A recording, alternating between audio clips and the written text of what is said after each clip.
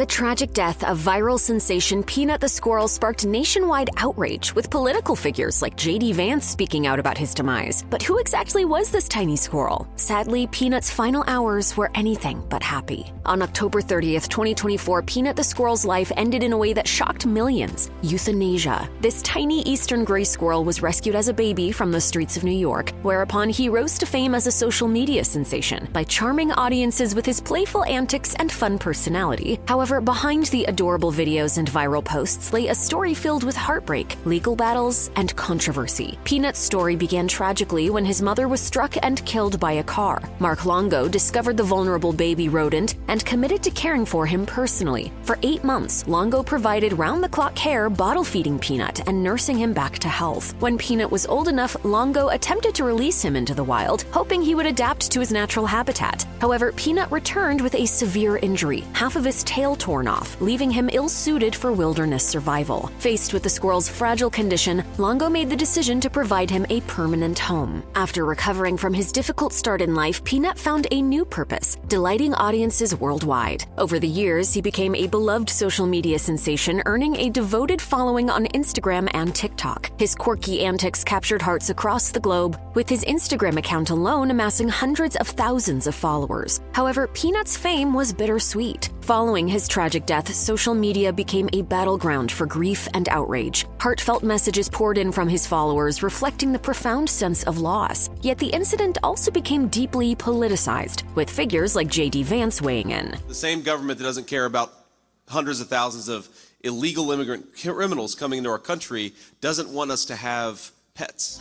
Elon Musk also criticized the government's actions, declaring on X, "The government should not be allowed to barge into your house and kill your pets. That's messed up." And if they can do that to your pets, what do you think they can do to you? While Peanut's playful antics brought joy to millions, they also brought scrutiny. His owner did not obtain the necessary licensing to house him legally, despite Longo's claim that he was in the process of filing paperwork to certify Peanut as an educational animal. The New York State Department of Environmental Conservation, or NYSDEC, launched an investigation after receiving complaints about illegally kept wildlife. On October 30th, 2024, this investigation culminated in a raid on Longo's Pine City home. The raid not only disrupted Longo's life, but also marked the beginning of a nationwide debate about the ethics of wildlife ownership, the role of government agencies, and the rights of pet owners. Peanut was euthanized by the NYSDEC on the same day he was taken from Longo's home. Officials claimed the decision was driven by public health concerns, alleging that Peanut had bitten a civilian wildlife biologist during the raid. Since no approved anti-mortem rabies test exists for animals, euthanasia was used to facilitate the screening for the virus. Peanut ultimately tested negative for rabies. This led fans and animal rights advocates to question why less extreme measures, such as quarantine or observation, were not pursued. Longo described the NYSDEC as treating him like a terrorist while speaking to the New York Post, calling out the state's use of force and decision-making as an unnecessary overreach. Peanut's euthanasia ignited widespread outrage, transforming grief into meaningful action. Social media tributes portrayed him as a symbol of resilience and the human-animal bond. In response, Longo and his wife filed a notice of intent to sue the state of New York, alleging unlawful search and seizure. Their case prompted the NYSDEC to launch an internal policy review.